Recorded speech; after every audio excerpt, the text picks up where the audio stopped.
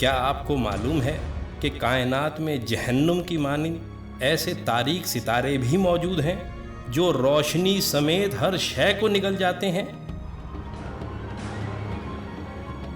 یہ black holes ہیں، یہ حقیقتاً ہیں کیا؟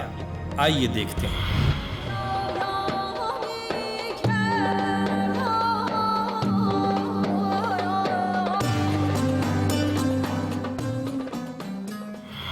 سائنسی تحقیقات کے مطابق جب کوئی بہت بڑا ستارہ، جس کو ریڈ جائنٹ کہتے ہیں، اپنی طبعی عمر گزارنے کے بعد مرنے کے قریب ہوتا ہے تو جہاں ایک طرف اس کا حجم تیزی سے بڑھنا شروع ہو جاتا ہے تو وہیں اس کے اندر تہ بتہ مختلف عناصر پیدا ہونا شروع ہو جاتے ہیں، اور جب اس کے مرکز میں لوہا پیدا ہو جائے تو بس پھر یہ ایک عظیم دھماکے سے پھٹ کر کائنات میں بکھر جاتا ہے۔ لیکن اس کے مرکز میں شدید ترین کشش کی وجہ سے ایک ایسا کالا بھنور وجود میں آ جاتا ہے جو بعد میں بلیک ہول بن جاتا ہے۔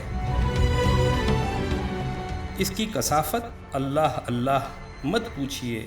فرض کریں کہ اگر زمین کو چاروں طرف سے دبا دبا کر اتنا چھوٹا کر دیا جائے کہ وہ ایک گولف کی گیند کے برابر ہو جائے تو اس حالت میں جو زمین کی کثافت ہوگی کم و بیش وہی کثافت اس بلیک ہول کی ہوگی۔ اب رہا کشش کا معاملہ، تو یہ اتنی زیادہ کشش رکھتے ہیں کہ پورے کا پورا ستارہ نکل جاتے ہیں۔ اور اگر خدا نخواستہ کوئی بلیک ہول ہماری زمین کے قریب آ جائے تو پھر ہماری زمین منٹوں میں ذرات بن کر اس کا شکار ہو جائے گی۔ بڑی بڑی کہکشائیں تک اس کی شدید کشش کی وجہ سے اس کے گرد گھومنے پر مجبور ہیں۔ بلیک ہولز کی موجودگی کی اہم ترین نشانی ان میں سے خارج ہونے والی وہ عظیم روشنی ہے جو دودھ کی نکلتی دھاروں کی مانند آج بھی کائنات میں دیکھی جا سکتی ہے۔ اور اب یہ نظریہ تقویت پکڑتا جا رہا ہے کہ یہ ستارے در حقیقت ایک آسمان سے دوسرے آسمان تک جانے کے راستے ہیں۔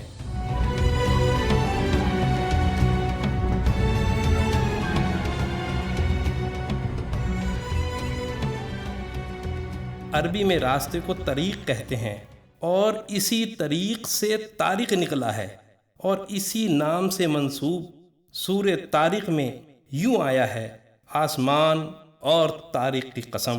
اور تمہیں کیا معلوم کہ طارق کیا ہے؟ یہ ستارہ ثاقب ہے۔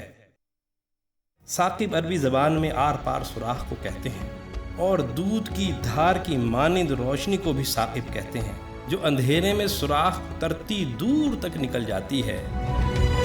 یعنی ان آیات میں اس ستارے کی دو خوبیاں بیان کی گئی ہیں۔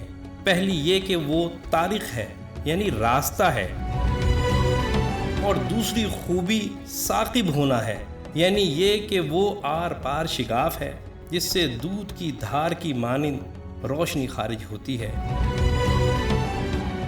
اور یہ دونوں وہ اہم ترین خصوصیات ہیں جو دور جدید میں دریافت ہونے والے بلیک ہولز کا طرہ امتیاز ہیں۔